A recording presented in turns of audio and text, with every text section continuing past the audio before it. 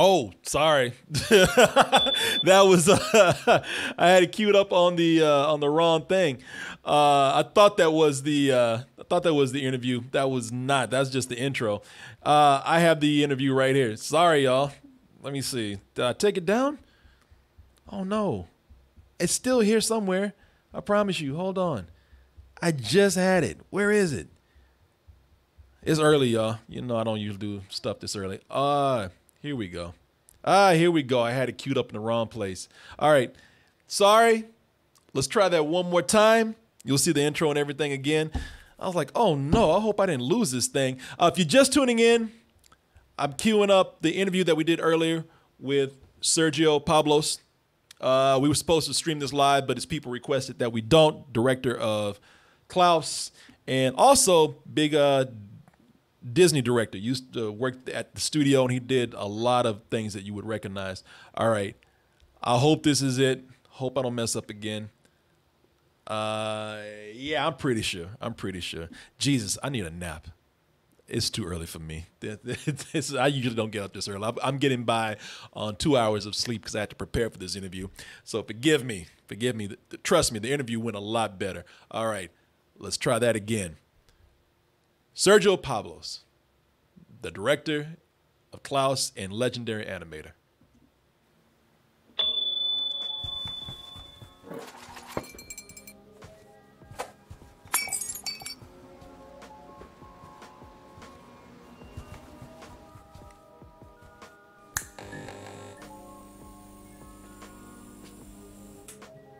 Hey everyone, how you doing? Corey Coleman here, and I'm excited about the interview that we have right now. Now, as you know, I've dabbled in animation. I am also an illustrator and an artist, but I'm nowhere near the level of the guest that we're about to talk to right now, who I'm very honored to have here. I've just promoted heavily one of his films, which we would talk about in a little bit. And I'd like to welcome today Sergio Pablos. How are you today?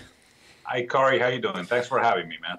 Oh, thanks for being here. And I got to tell you, sometimes you go into these interviews and you're very nervous about them because you never met the person. You don't know what to ask. Sometimes you wonder if you're going to say something that they don't want to answer or they don't want to hear.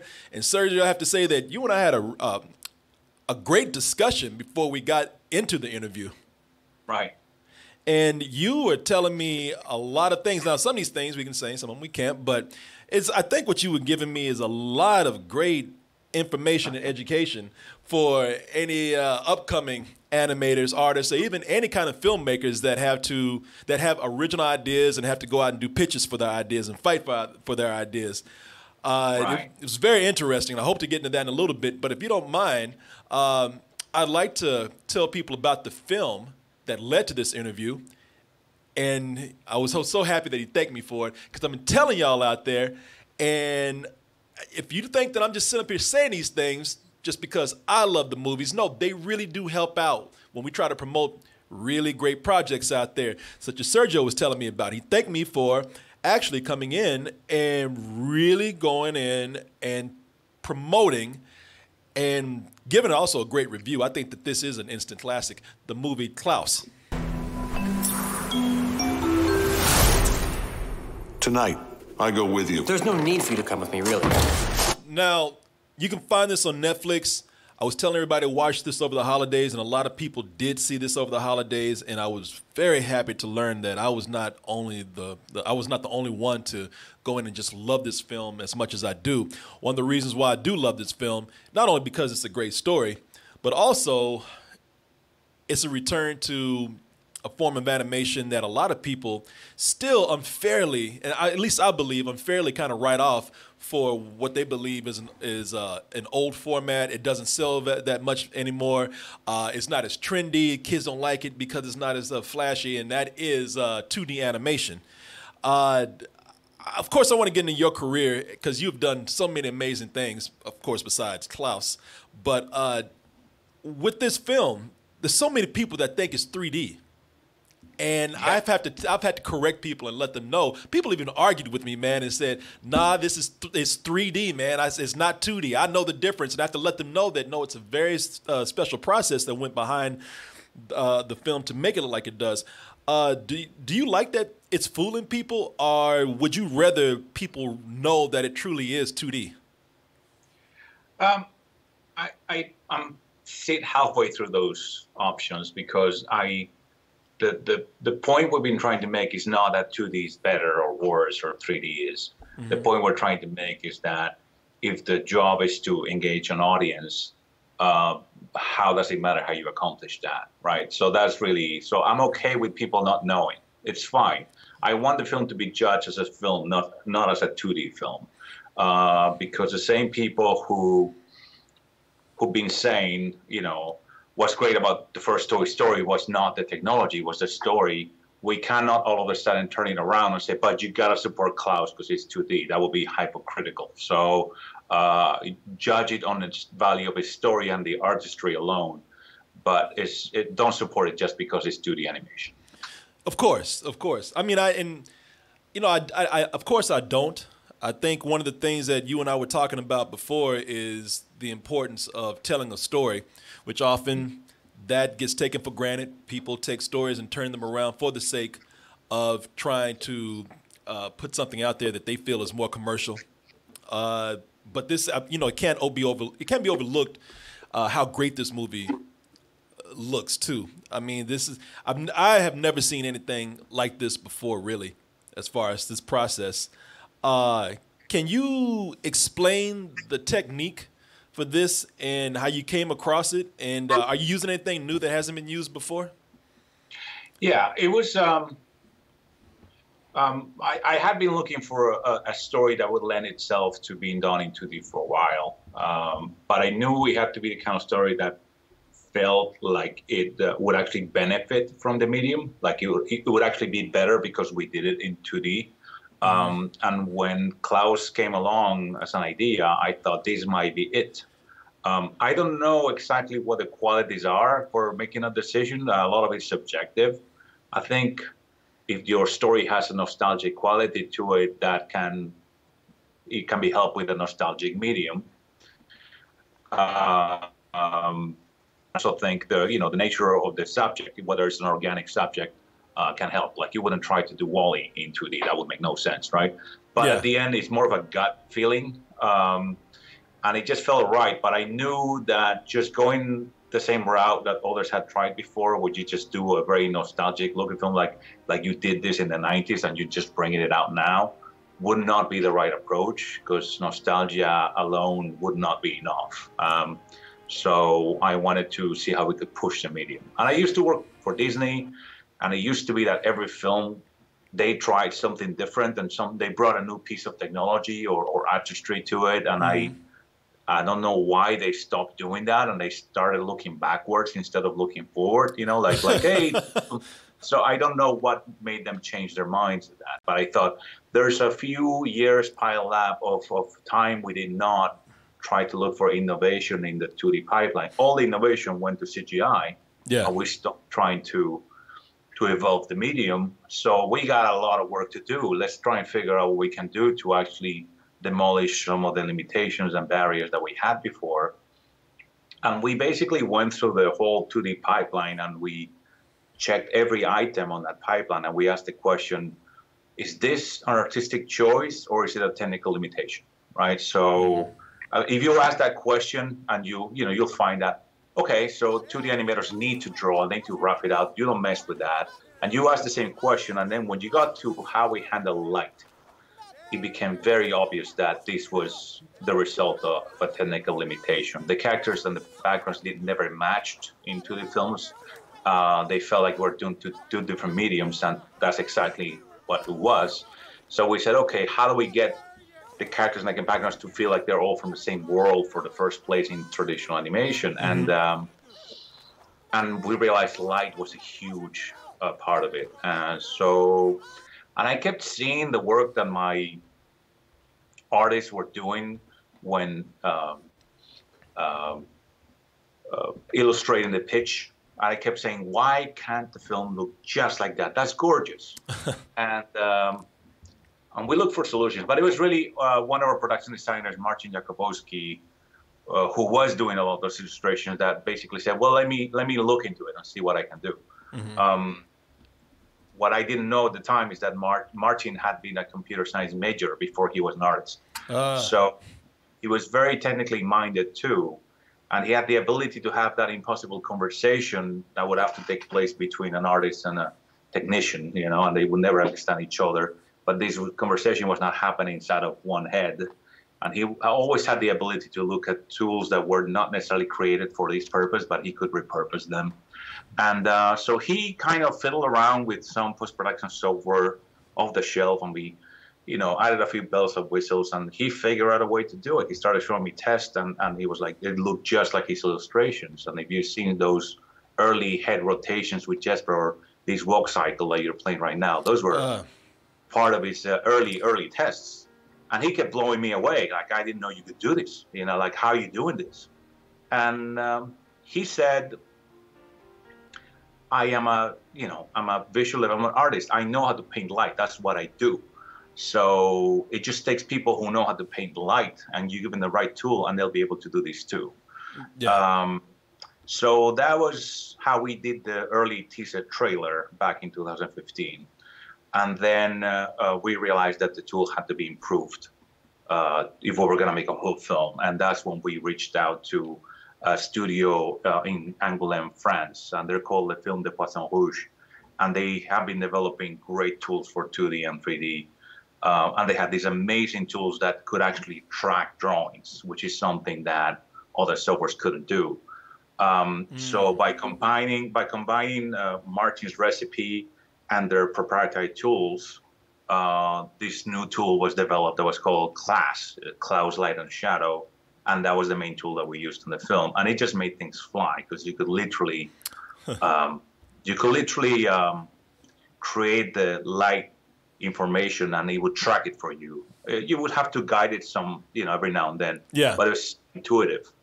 So what you had all of a sudden was that the same logic of what makes 2D appealing, which is like, it's not perfect because it's done by hand, and there are people making judgment calls, and everybody has their own style. That now was happening all the way through Final Color. So I think that charm carries through. If he had been an automatic system, it wouldn't have looked quite so interesting. That makes sense? No, it makes perfect sense. I mean, well, it makes sense to me, but then I've been doing research on the film, and I've done some animation, so you know, I don't know how much sense it makes to other people, but it doesn't really have to make that much sense, because in the final product, you see how beautiful this is, and you know, it's you get work like this when you are willing to take chances, when you are willing to go out and just kind of work beyond the commercial aspect of things. And see, that's one of the things that we were talking about right before we started that I found completely interesting. I'm glad we got into it. The movie, which I didn't mention before, but this is sort of an origin story of Santa Claus, but it's not the Santa Claus that we know. In fact, this guy's a big, scary woodsman, big, strong guy, kind of the silent type, not the fat, cheerful, jolly guy that's eating your cookies when he sneaks into your house at night, which is actually way more creepy than this guy. But you know, this is something where it's, you know, today we're living in an age of where we want to at least. Look, I don't work with studios, but you've had more experience with studios than I have, Sergio. But it seems like everybody, when it comes to putting out movies for the big screen, the studios want a sure thing, and we have really gotten into the age of reboots and reimaginings, as long as it's rooted in a property that existed before. And, you know, because when you see, like, even with Christmas movies that are coming out right now, what are we looking at? We're looking at things like The Grinch, you know, that was out not too long ago. Your movie is a truly original film, not only in its look, but also in its story. And we were talking about how hard it is to just pitch something, especially with animation. And listen, you've worked in this industry a long time, and this is one of the things I really want people who want to be filmmakers to know. There's a whole business side to it. When the higher you get up, it seems that it's just at times it's a little more difficult to get your idea out there. If you don't mind, one of the things that we talked about, because you've done some big things out there that I think a lot of people should give you more credit for.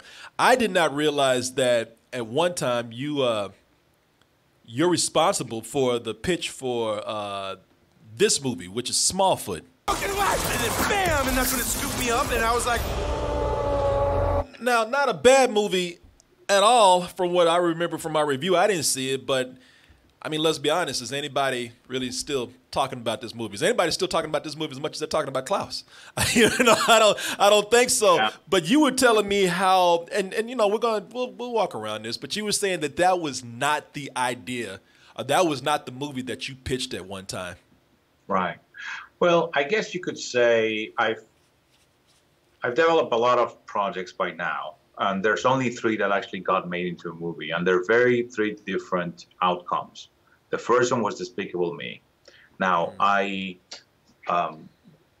negotiated the possibility. I developed the idea, and I was posing myself as a director, but the movie clearly was not going to be made at my studio because we lacked the experience to be able to do something like that. So basically, I had the opportunity to go and direct it, but only if I relocated. But that would mean abandoning the hope of having a studio to make my own films. So I turned it down. So I had to let it go and then hope for the best. And in all honesty, when I left the project, it was not in very good shape, and I didn't have a lot of hope. But when I finally saw the finished film, I was so happy that they kept what I thought were the most important aspects of the idea. The heart and the comedy were there. So that was an occasion in which I worked on something that was taken over by somebody else, but it turned out great.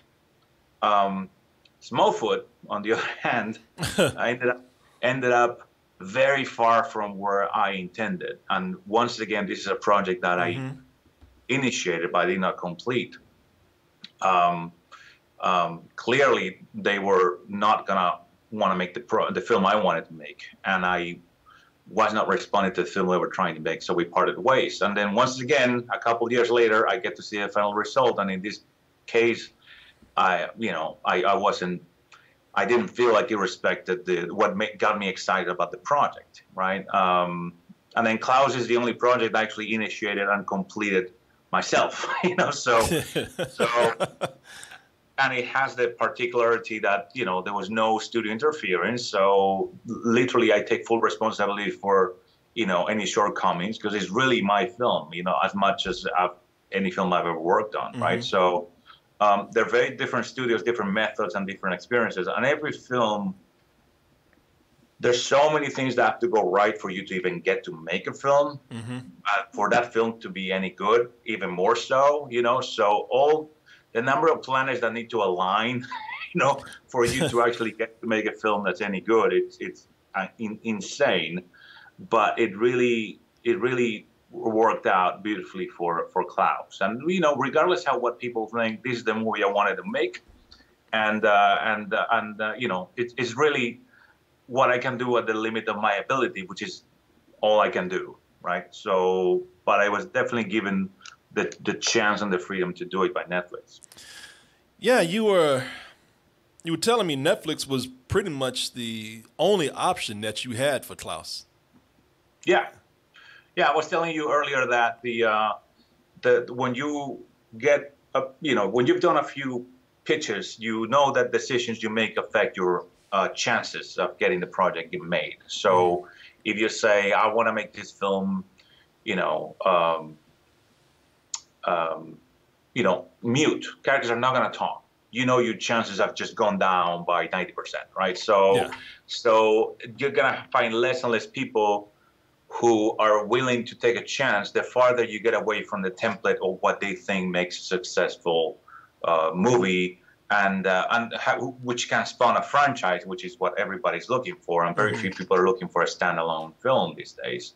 So you consciously make those decisions. Smallfoot for me was the safe bet at the time. I said, let's make a film that's an easy sell.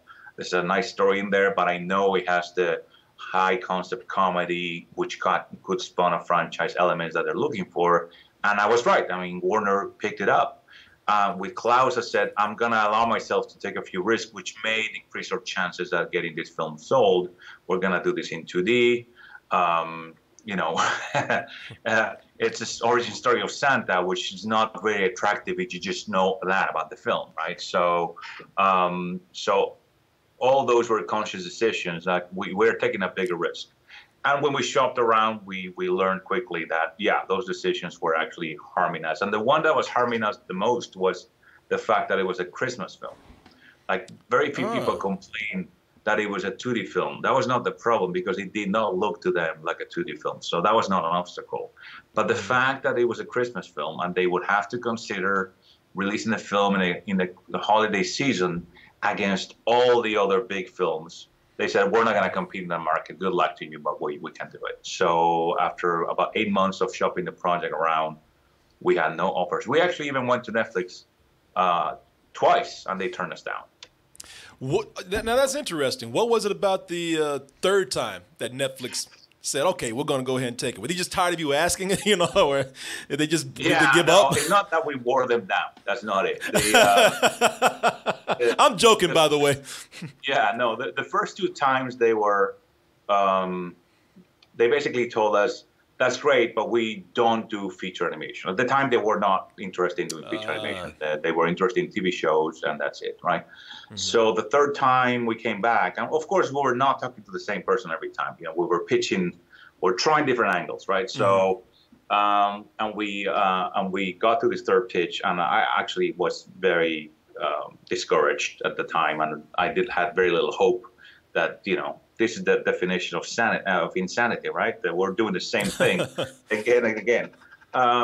So what's different is they said, we still don't do feature animation, but we now have the assignment to find Christmas content because, you know, the studio is going in a direction where we're going to have content that's catered to specific dates. Like we want romantic comedies for Valentine's Day, and we want Christmas films for Christmas. So even though this is animated, technically it is a Christmas film. So let us look into whether or not we could actually make an exception. And they did. So for a while, we were this oddity, this one single feature film, and that they were going to do as an exception. And while we were making the film, the studio policy changed, and they created this huge division dedicated to animation, including features. And by the time we delivered the film, there were like 20 films in development. So we could see that transformation happening while the film was being made. Now I'm gonna kiss your ass a little bit because I'm gonna be straight up with you, all right? Because I am in, we were sitting back and we were chilling a little bit and talking beforehand, but I always keep my composure, man, because you have done some legendary pieces of animation, some legendary scenes in film. I'm looking at some of the things that people would recognize. First of all, I think that I can't say for the whole film. I'll be honest with you. The Hunchback is not one of my favorite movies at Disney, but your work in there, if I am correct, I don't know if I have this right, but was it the Judge Frollo, Cloud Frollo, I think? Were you the supervising animator, lead animator on that character in the film? That's partially correct. I was that was my first feature film at Disney. I was a plain animator, so I actually had I was working as part of the Frollo team under the supervision of the supervisor, who was Kathy Zielinski. So no, I cannot take credit for that character. I do have shots that I animated on the film, but that is the credit goes to Kathy. Okay. So because I always thought that that Hellfire scene is one of the most amazing musical scenes that Disney has done. Like fire, hellfire. I think that's an amazing dramatic piece of animation and also a great musical piece. Did you ever work on that scene right there? That shot, out of that clip that you showed, that last shot where you stopped it at, that was my only shot in that. Well, you know, my timing is perfect then, isn't it? No, that's even if you worked on that small part right there, that is amazing. Like I said, the fact that you even touched that scene means a lot to me. I think I'm one of the few people that just really gets the back. I mean, you've done some other things. Everybody loves the. When you talk about Hercules, I don't know if it's on the higher echelon of Disney animated movies, but you ask anybody about Hercules, what they remember. Everybody remembers James Woods as Hades. The fates are here, and you didn't tell me. I know. You know. I know. I got it. I got the concept. Now, did you animate that character? Were you the lead or supervisor animator on that character? No, it was still the same situation. Nick Ranieri was the supervising animator. I was an animator in his team. I did enjoy working on that, though, I gotta tell you, because Frollo was very challenging, a very realistic, tame, underplayed character. And I was working at Disney used to have a animation studio in Paris, and that's where I started at Disney, actually. And I had a rough time on Hunchback. And then after working on that, they told us the next film we're going to be working on is Hercules. But they did not have a screening for us just yet. What they did is they actually put the lineup of all the characters on the wall, and they told us which character we had been assigned to without knowing anything about the film. And all I knew is that you were on Hades, and I just had such a difficult experience on Frollo. I said, the villain again? And I actually came close to actually leaving the company.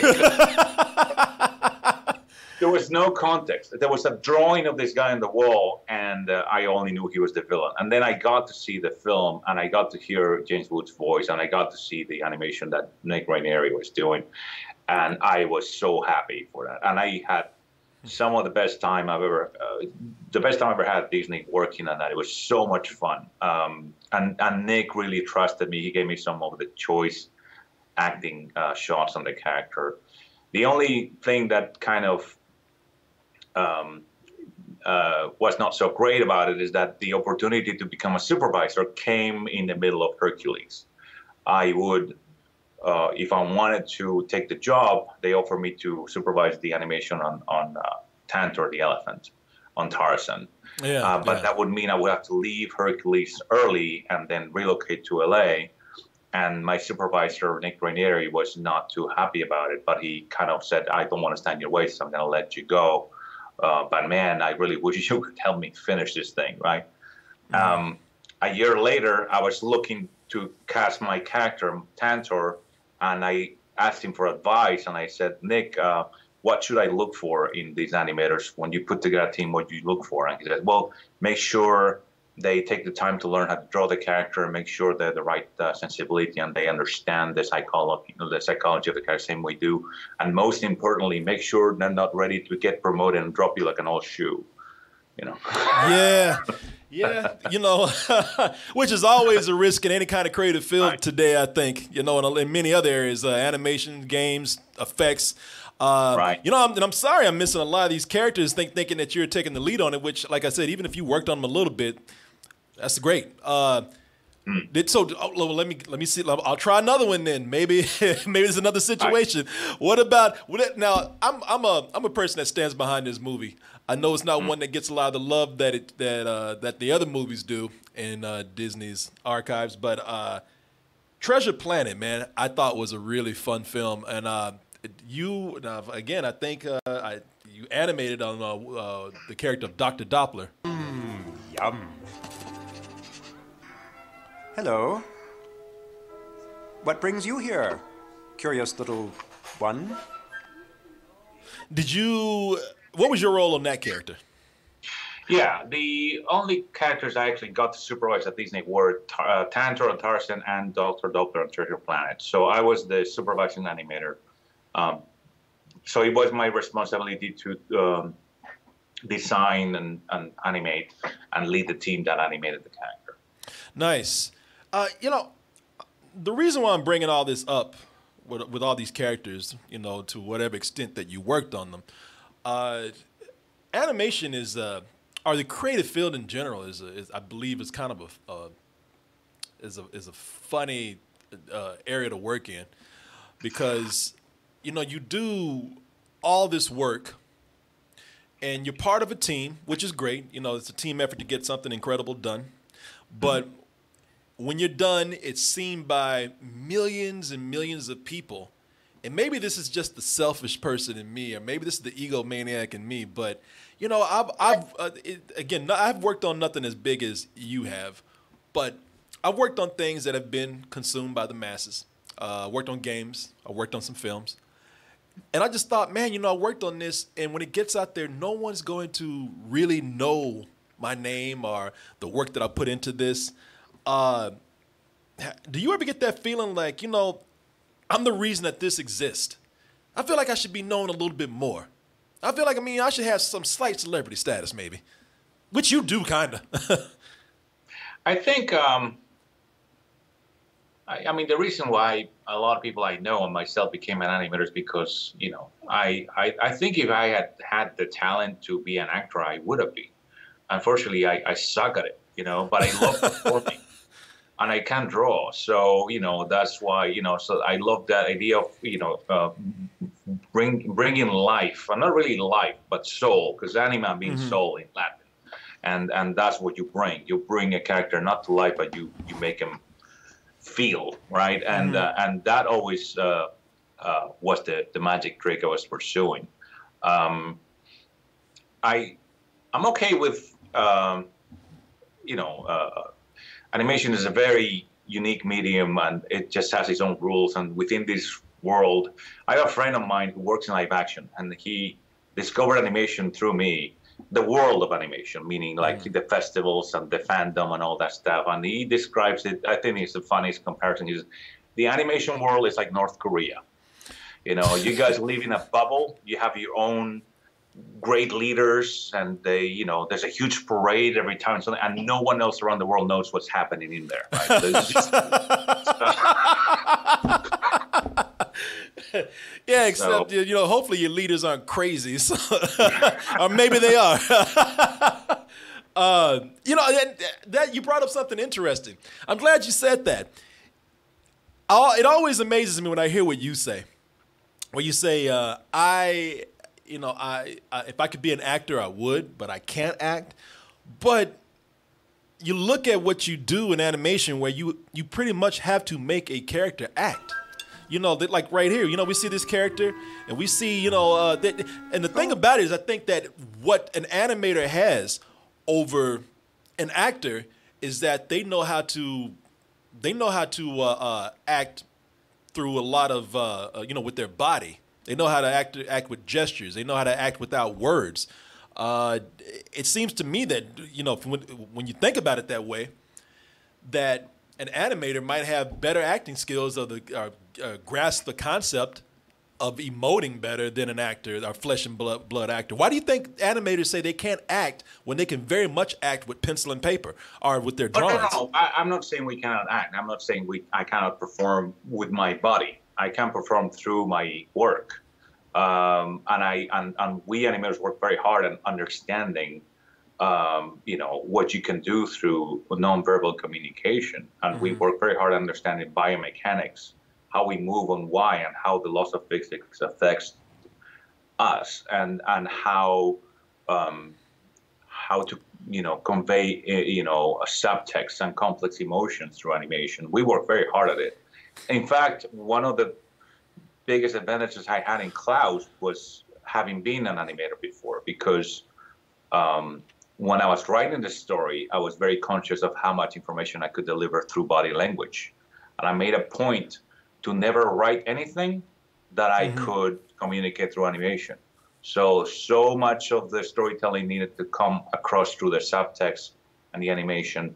And the animation team, which was very young for the most part, had to tackle heavy story points through subtext acting, you know, and if it didn't land, there was a major story point that wasn't made. So So we work very hard to make sure that the audience had to read the character's intentions behind the dialogue, because that's how you get them engaged when they actually have to figure out what the characters are really thinking. Yeah. And animation is a huge part of that. Okay. And let me apologize. You seem to jump on my ass real quick about that. I didn't mean to insinuate that you couldn't act or anything like that. No, you're not wrong. I mean, I've learned the hard way. I don't know how to act. I mean, I just don't put a camera in front of me and give me a text and expect that anything is going to happen. Okay, all right. At first, you kind of like, you son of a bitch, I can't act. You know, I didn't mean anything like that. You know, but kind of along the question that I asked a little bit before about how, you know, you do this all this hard work, and it's presented to millions of people, and then, you know, you'll probably get credit for it, but then, I mean, not. Of course, you're not going to be the star. You know, a lot of times people might not know your name. I'm looking at you, and you mentioned this before, but it's I want to mention this again. So you are the one that is responsible for Despicable Me. Of course, we all know Despicable Me and how such a huge phenomena this movie is. And he's about to inherit Hello! 3 small problems. You will not cry, or sneeze, or bark, or fart. No annoying sounds. You know, you didn't have anything to do with the Minions, but you did come up with the concept. You sold the idea of Despicable Me, which we're looking at your concept art right now, which at the time was Evil Me. It was called Evil Me. And you can see some of these same jokes. If anybody knows the film, you see some of the same gags and some of the same visuals that were in the concept right here that go into or went into the actual film. You know, we just showed one where you saw Gru go into the coffee shop and pull out his laser blaster and turn everybody into ice, which we also saw in the concept art. Now, I'm going to ask a question. I think I pretty much know the answer to this, but just for the sake of people out there who might have this question and they don't know, with this thing being so huge and this thing being such having such cultural impact, do you get anything from this at all? You get any kind of residuals? You get any kind of payment after this has been sold? No, I don't. I get, but I don't complain. You know, I mean, every film is the same, and every time you do something for the first time, you know, you don't know, you know, you haven't shown that you have value yet.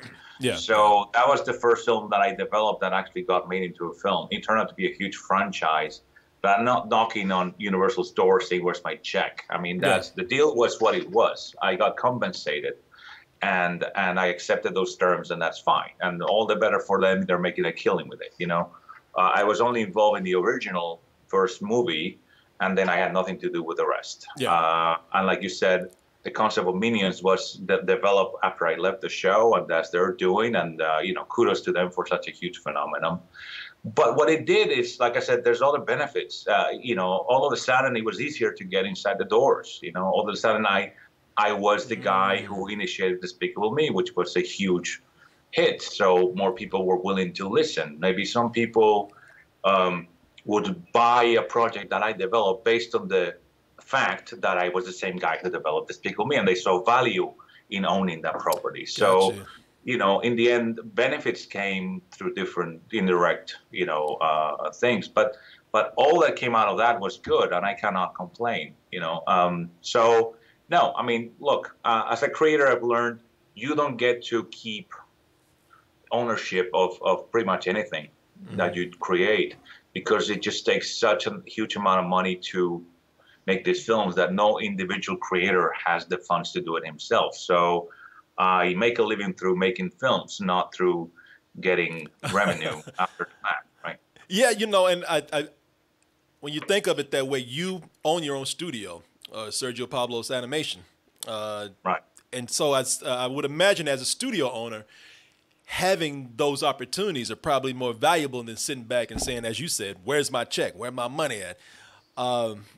Which is cool. You know, and I think that's important to know. We were talking about this before, and you were talking about how a lot of young creators, they are convinced that they are geniuses. They're convinced that their idea is so great, and you cannot change my genius. You will not ruin this idea.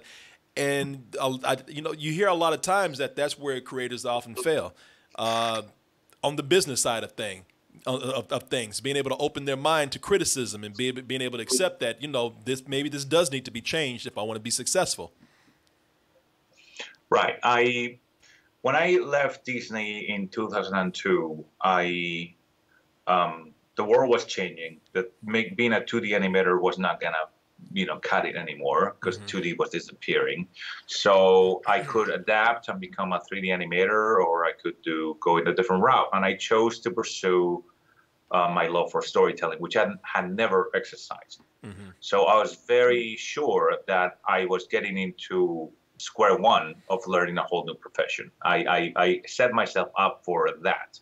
And I know, because it took me so long to become good at being an animator, that this was going to be a while, and I was going to fail and learn from those failures. So I set myself up for a long road, and that's how it went. I would, develop a project, I would shop it around, I would get a no for an answer, and then I would go home and try, and what did I do wrong? What could be better? And adjust, try, fail, adjust, keep doing that, and you'll get better. How good you'll get, you never know, but as long as you've seen improvement every time and you're willing to get up again, you're going to get better at it, right? So I know, as you said, too many people who go into the room, and if they get turned out, they go straight to, well, they just cannot see the genius that is me. And their problem, and I got nothing to change, and that person will get stuck. I know people who've been trying to get the same project off the ground for 20 years, and it's just never gonna happen, right? And but they're stuck. Is that why you left Disney, though, at the time? Did you just see yourself going in a different direction from the studio, and maybe you wanted to own your own studio? What was the reason for leaving? Because that's a lot of, you think about Disney, at least when I was coming up and I wanted to get into animation, that was everybody's dream job. That was the mecca of animation, going to work at Disney. Why did you leave Disney at the time? I never wanted to have my own studio. That kind of happened to me. Interesting. The truth be told, if I when my wife, who's also our producer on Klaus, one of our producers on Klaus, and I were both working at Disney. And we both are from Spain, and we decided to go and get the Disney experience. And it was going to be just one film, and that was going to be Tarzan. And then we felt like we could use one more film for experience, and then we stayed for Treasure Planet. But at the end of Treasure Planet, we already had made up our mind. We're going to go back home. We're going to start a family. We're going to try to, make a living back in Spain. What we're going to do, we don't know, but we know we're living. So, but as you said, that's a dream job. All my life, I wanted to work at Disney. And as the day kept crawling closer, I just had this recurring fear of the very last day when I would, pick up my cardboard box and walk to the parking lot. And I had this vision of walking down the main hall and seeing all the artwork on the walls for the movies that I was going to miss working on. And I was terrified of that. I was like, that's going to be heartbreaking for me. And the day came, and I took that walk down the hallway, and it was home on the range, Chicken Little, and I kind of, it's gonna be okay. You see, that's the kind of thing that I'm talking about. That now you're saying what I'm saying. See, you and I are kind of on the same sheet of music here. I think the same thing is like, man, I fear working for somebody with a huge company that the day will come that, man, I've done all this legacy work, and all of a sudden I'm not gonna even be here anymore. And everybody's going to still be looking at my work in a building I'm not even allowed in. Well, I think that if you look, I've always pursued, I was pushed to the limits of my ability on anything I worked on, regardless if it was Disney or anywhere else. And I knew the chances that I was going to get back to Spain and somehow be relevant in the feature animation world were slim. But you know, it was not going to happen. It wasn't going to try anyways, right? And it's taken a long time. And now you look back and you go, well, you know, okay, so Klaus is relevant and Spice now, a studio people are looking at. Good, that's great. But it didn't come by chance. It came after a lot of heartache and failure, and we took a lot of risks. You know, and you know, being a business owner means you are going to be in those crossroads. They go, either I bet the farm of this, or I chicken out and just drop it, and that happens almost every other year. You know, and every business owner knows that, and we try to be. We try not to gamble too much, but we had to, you know, several times. And I did not change my standards because I was no longer working at Disney. I kept pursuing excellence as much as I could, and I think that's what we are trying to show with Klaus. So how does a guy just accidentally get a studio? You know, you say, I didn't mean to have a studio. So how you trip and fall on the studio, man?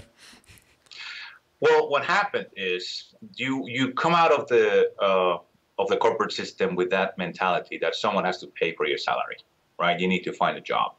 So the first thing I did when I arrived home, I checked what studios were working in Spain, in Madrid, where at my hometown, and if any of them could use someone of my profile. And I entered a small startup company that was gonna apparently do a series of feature films. And I got offered a job as a creative director, which would allow me to develop my first ideas, and so that seemed like a start. And then within a couple of years, their company went under, and the project that I developed for them, we didn't even get to shop around for, because they basically said we're shutting down all our branches. But they owed me some money because they never paid for the rights of the project. And they said, hey, you want to just keep the 10 animation tables and the 2 computers and call it even? And, you know. So you just left you some furniture, and you're like, well, I already have a studio, so might as well. Right. Well, we had negotiated a 1-year contract for service work. So we had 2D animators at 2D, one of those Asterix films, the last one that was done in 2D. And we were going to have the income coming for 1 year if we did that job. So I said, okay, so that means we have 1 year to find someone else who will buy us out. That wasn't the way I was thinking at the time, right? Like, we need some sugar daddy to pay for these bills. You know, so we spent that year trying to find someone who will buy us out, and that didn't happen. But then we landed another job, and then another one. And they said, maybe we can sustain ourselves, and maybe we can reinvest whatever money we make into developing ideas. And that was in 2004. And then it's taken us this long to actually get to make a film here, you know. So it's been a long road. Well, congratulations on your success with all Thank that. you. I mean, like I said, I really, really enjoyed the film. You know, we're about to wrap this up, but I do have, I was wondering if you don't mind just doing like a quick round of questions from the audience that were submitted to us real quick. I'll do one of mine, and then I'll get into theirs. You know, you can give a short answer for this. Do you think that 2D animation can make a comeback theatrically? I don't know that anything can make a comeback theatrically these days. I think theaters are in trouble. I think theaters are in trouble big time, and because the business model is changing so much. I wonder if it's gonna be the system that changes or our mentality that changes. Like people still think of a film that doesn't come out in theaters as a lesser product, right? That's a direct-to-video mentality that was dumped on Netflix, as they say, right? I think the more high-end quality films we see in streaming services, the more we're gonna be able to accept that a great movie can come out of anywhere these days. And I think that may be part of transformation. I do feel that people like me, my age, who fell in love with movies in a movie theater will always want our films to be seen in theaters. I wonder how much of that is the product of the time that we were raised in. I wonder if the kids today feel the same way about theaters as we do. And I wonder if that mentality is going to continue to evolve. But I'm going to twist the question around. and frame it this way: do I think that 2D animation can make a comeback in a relevant way, right? Yeah. Regardless of where it plays. Man, I hope so. I mean, Klaus was an attempt at showing one way of doing it, which is not the only way. I think there's many other approaches you could take, but there's just something about the imperfection of the human hand, something that feels handcrafted, that your brain reads it differently than you'd read volumetric, realistic shapes. Yeah. And it just, I never thought that when CGI came along, I never thought it was here to replace 2D. I thought it was a split in the road. I thought we found a new way of making films. Great, the more the merrier. But this mentality that 3D is an evolution of 2D kind of seeped into the marketplace, and a lot of false statistics have been raised, saying like, okay, the 2D films don't make money, 3D films make money. Well, are there not 3D flops? Where do you place those into statistics, right? So it's an oversimplification, and then the attempts by Disney and others to bring it back were very much based on nostalgia. And I feel someone needs to say, well, we try to evolve the medium, we try to tell different stories. Mm-hmm. Someone will eventually find that film that will make a splash. And unfortunately, I think you're right. I think for that to happen, it will have to come out in theaters, and it will have to have a huge, a box office number attached to it, because that's the only way the big studios will consider it, right? It's going to be a longer road if we are limited to only streaming services. But I'm hoping with Klaus and other great films, I mean, we saw other fantastic films this year, coming out of Europe and Japan. And I think the more we try, the more, there's a bigger chance for it. We're certainly going to be doing it. I mean, we used to announce ourselves, Spa Studios, as a hybrid studio. We could do 2D and 3D. But after doing Klaus, what I've learned is that there was never any limitation that we had because of the use of the medium. If anything, we felt a lot more freedom because it just goes with who we are.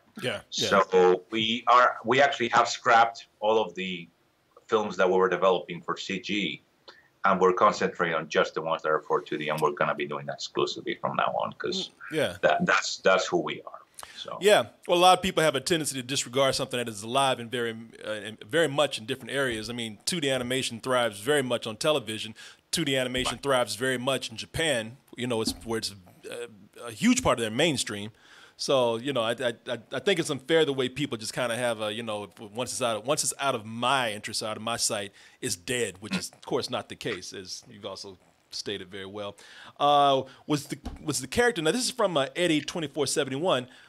Was the character of Jasper, now for those who have seen the movie, the character of Jasper, of course, is the postman who's he's a slacker, he's lazy, he's spoiled. Was the character of Jasper inspired by anyone that you know personally who was a slacker on their job? No, he wasn't. Actually, the journey of finding Jasper was a troubled one. We had a version of the character first who was not at all like this. Jasper was originally a poor chimney sweep who was born in poverty, and who felt like the universe never gave him a chance. So he had like a bone to pick with fate in the universe, right? And I thought, how great is chimney sweep? That's gonna come in handy when he has to come down chimneys later on, right? So, but then we realized that it didn't work, because a guy like that, nothing prevented him from leaving this town when things got bad. Mm-hmm. We needed to have someone who had a lot to lose if he left. So we had to turn it around. Yeah. And that's where this spoiled brat idea came along. People assume that we were inspired by Cusco, but no, Cusco was not in my mind as I was doing that, right? It just, what's going to make this story work better? Mm-hmm. It seems like a lot of people, this is before Jason Schwartzman was even involved, but now they're saying he kind of sounds like David Spade and he behaves that way. Yeah. those are all kind of accidental things. You know, we're just trying to look for the best possible story and the character that would best serve the story, you know. And that's not a bad thing to be compared to Cusco, by the way. Yeah, it's funny you should say that. I was thinking of the same thing, that it was sounded very much like David Spade. Here's an interesting one. Was there any voice actor that you wanted to get that you couldn't? No, man. We down to you know, the first one to say yes was J.K. and I was like, J.K. Really? Simmons. Yeah, J.K. Like we had a list from our casting directors, and on top of the list it said J.K. Simmons, and I didn't even look at the rest of the names. I said yes, please, and you know, and then they told me he said yes, and I was like, really? Like even if the rest of them are not who we want, that's already huge. But then Rashida came on board, and then Jason came on board. And I remember the last one, like everybody who we tried to get said yes. That was awesome, right? Yeah. I guess, you know, timing was good because that's what a lot of people wanted to be on the Netflix nice list, you know? So, you know, people were inclined. Agents were saying that you should probably take this. So, and that was Jack Walrath that asked that question. A couple of more, and we're done here because these are very interesting. Let me just get you a quick. I'm sorry. Go ahead. So the last person, I actually had a name in mind for Mogans, the boatman, who was a comedian who I was very interested in getting. And the deal was about to close, and I was having coffee with my casting directors, and this was coming through on the same day. And I was taking a sip of my coffee. I said, "Oh crap, Norm! Why didn't we think of Norm?" You know, and I said, "Do you think we could get Norm?" And they literally on that coffee table, you know, they gave him a call, and they got him. You know, what was it about Norm Macdonald that just made that pop into your head and want him immediately? I don't know. I mean, I had been thinking of who would the right name be for the actor be for this character, and I had a few names, but Norm never popped into my mind until that very last minute. And the fact that he agreed to do it, it was huge, you know. Yeah, and he did a great job. Norm Macdonald, as everyone knows, big comedian, Saturday Night Live, and a few other places. Great voice work. All your cast did amazing voice work. Rashida Jones and Jason Schwartzman, who, again, I admit, I thought that was David Spade when I heard it, and I had to look at the credits to see who it was. Nevertheless, amazing job with that. Now, here's something. They're asking a lot of questions I want to ask. Here's one. Doug Ratman says, do you have any interest in maybe doing more adult animation? Yeah, I have interest in branching out into different genres. I think animation is widely accepted in Europe and in the US only as a comedy, adventure, family adventure kind of thing. Those are the only kind of realms where we are. No one's thinking, I want to make an animation thriller or a, you know, historical drama. And I think that's not going to change overnight. But that whole thing of considering animation a genre instead of a medium, we just need to slowly change people's minds. And I think instead of doing like a one film that tries to be super adult, like Sausage Party or something like that, you know, instead of doing that, I think you can gradually, you know, boil that frog, you know, and just, you know, increase that temperature little by little. So even in the next two ideas I'm developing, the tone is much more adult. But you got to go one step at a time. I believe that the first step is instead of making a film for children that adults can watch, you could make a film for adults that children can watch. That would be a good first step.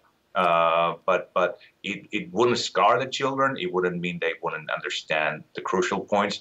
But you could address the storytelling to adults and make sure you don't exclude children.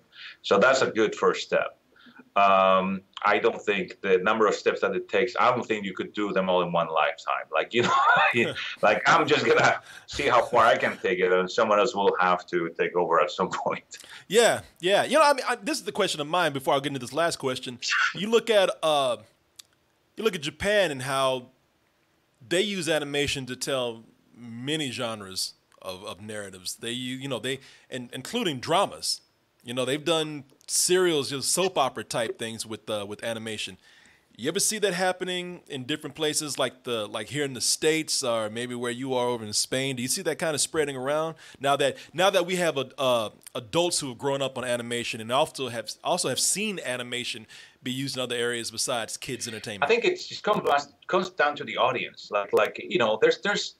There's that film that changes mentalities. There's suddenly after Deadpool, we can make adult superhero movies. Yeah. That was not a thing before. And everybody wants in on that because they discovered, there's a market for it. So we, the market, the audience, need to tell them, we want to see more of these, right? So the product needs to be there and the reaction needs to be there and the studios will follow. So I think it can happen eventually, like I said, maybe hopefully there's a product out there. But, after Sausage Party, what Hollywood learned was that you can do a raunchy comedy animation too. Yeah. They didn't learn we can do any genre you want. They just said you could do that one thing. Yeah. So you gotta change their mind gradually because it's gonna take a lot of effort. But like I said, if we keep throwing darts at that target, eventually something's gonna hit. The point is, let's not stop. But I certainly believe in that. I envy Japan for having an audience that's willing to accept all those genres, and you can find every genre. You can have gay porn, animated gay porn if you want. That's there's anything, So and people are consuming it. They don't say, I don't want to watch that if it's animated. They take it for what it is. And I really hope one day that will happen in Europe and the U.S. as well. Yeah. Here's the last one here. Ryan Alec Hill. He wants to know, what's the animated film that you find yourself going back to and watching the most over the years? Which also kind of rolls into a question of mine. What is one of the most influential films, whether it be animated or otherwise, on your career? Man, there's got to be a list of odd ducks because it's not about much of the film itself. It's when you have the epiphany, like, I get it now. I learned a lot. I think the one film animated that will, if I flip through channels and I run into it, I will always watch it all the way through, is Iron Giant. To me, that's amazing. That's an excellent choice. One of my favorites. Yeah. Because regardless of 2D, 3D, I don't care. It's just the storytelling is so beautifully crafted in that, and it felt so different from a Disney film. And it felt like it was true filmmaking, using every arrow in the quiver. Everything was there. And every time I watch it, I find out something new that I didn't catch before. So, yeah, that would be one. And from live action, my generation is, this Indiana Jones generation, we have our favorites.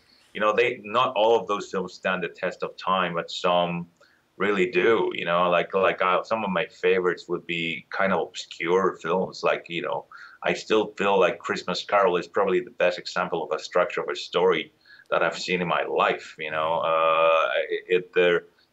Things like Groundhog Day are a huge source of inspiration because, of course, when you watch a film where everything works, you go, sure, of course, I would have made all the same choices, right? But that means someone had to do that, right? I make a point to watch bad films as much as I can because I learn a lot more from watching something that's not good and trying to fix it. And, a good friend of mine, Steve Gordon, and myself, we go and have bad movie night every time I'm in town, and we then go to dinner, and then we fix the movie if we can. What's your favorite movie to fix? What's one of your favorite bad movies? I love bad movies too, man. I often do bad movie reviews because I love them. But one of the movies, and I've done that too. I think I've learned movie criticism, and I've always told people this. They say, "What do you think helps you out with your movie criticism?" I says, I watch a lot of bad movies, and I try to see what would make them better as compared to like looking at a good movie and being influenced by that, because I think that's why you get a lot of copycats. What's one of the worst movies that you see that you thought either, man, this is hard for me to fix, or this is my favorite movie to try to fix? This is amazing. One that was particularly rewarding was we had a movie picked out, and when we got to the theater, it wasn't playing at that time. So we said, oh, I guess we got to postpone that movie night, and let's see what else is playing. Like, maybe there's something actually good. And there was this movie playing, and we've seen the trailers, and they seem really intriguing. And it was called In Time with Justin Timberlake. And I've seen it. I love the premise. I love, this is such a great premise. Time is money, where you actually have time, you know, a time code on your arm that tells you how much time you live, and you earn time. What a great premise for a sci-fi movie, and I was really intrigued. And the director was the guy who made Gattaca, which I loved. So we said, okay, we'll settle for a good movie. 20 minutes in, Steve and I turned to each other and we say, jackpot. Yeah, that's all. I remember watching that. That is a bad movie, man. No disrespect to the filmmaker, but that's a shitty movie. I'm sorry, man. You know, that's a good choice. Yeah, but you know what the worst part is? That was a great premise that could have been a great movie. And that's when you have that discussion, how you could make a great movie out of that premise, ideas flow, and you could have done a fantastic movie. And it's such a great way to exercise that creative muscle to try and do that. You as a director, what is it, and whether it be in animation or any other area, like let's say you work in live action one day, what is one of the most overused ideas or tropes, or what is your rule for not doing this when it comes to your projects? I